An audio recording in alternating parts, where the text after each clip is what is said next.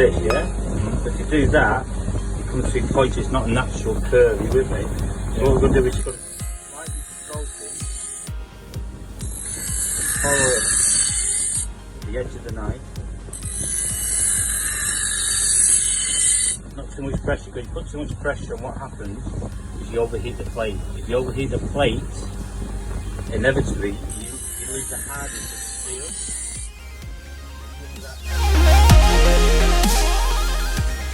You can still use it again, you with me? Now this steel, you say it's no good, but now because your edges are good, just to keep the edge on. Do it now to push it in first, like yeah. that. Yeah. And do it down. But once you've got your edge on it, you need to take it across. And what you're doing is feathering it. Nice. You with me? Yeah.